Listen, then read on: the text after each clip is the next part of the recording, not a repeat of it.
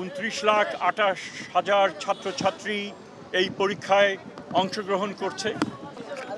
এই কেন্দ্রে আসা আমি প্রথমেই আপনাদেরকে আন্তরিকভাবে ধন্যবাদ জানাচ্ছি, কারণ যখন আমি ভেতরে গেলাম, আপনাদের সাথে বাইরে সাক্ষাৎকার করে গেলাম এবং আপনারা সকলেই বাইরে ছিলেন, তো যার ফলে যে ওখানকার ছাত্রছাত্রীরা যেই পরিবেশে পরীক্ষাটা দিচ্ছে সেখানে কোনো বিঘ্নিত হয়নি।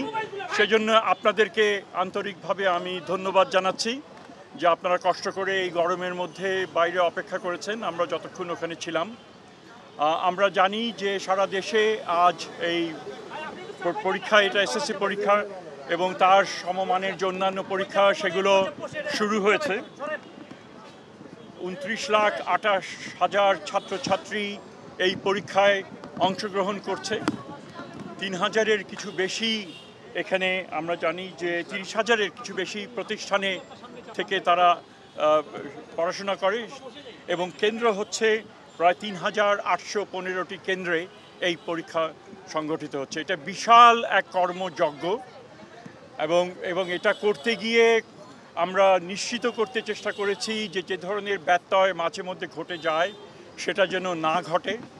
যথেষ্ট আমাদের যে সহকর্মী যারা রয়েছেন এবং অন্যান্য প্রতিষ্ঠান যারা দেশের বিভিন্ন অঞ্চলে এই পরীক্ষা সংগঠিত হচ্ছে, তাদের আন্তরিক প্রচেষ্টা ছিল এবং এর জন্য যে প্রাথমিক যে কাজ যেটা সম্পাদন করা দরকার ছিল, অর্থাৎ পরিকল্পনাটা করা, সেটা সুচারুভাবে সেটা সম্পন্ন হয়েছে বলে মনে করি।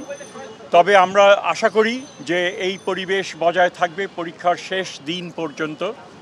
আমরা একটা বিশেষ বিবেচনায় যেটা আমাদের কিছুটা যেটা আমরা করেছিলাম যে পরীক্ষার তারিখ ইস্টার সানডেতে পড়েছিল 20 তারিখে, আমরা অবশ্যই সেটা বিবেচনার মধ্যে নিয়ে সেই তারিখ 21 তারিখে করা হয়েছে এবং যারা যে খ্রিস্টীয় সম্প্রদায় তারা আমাদেরকে আন্তরিকভাবে ধন্যবাদ জানিয়েছেন যে এই কাজটা আমরা করেছি।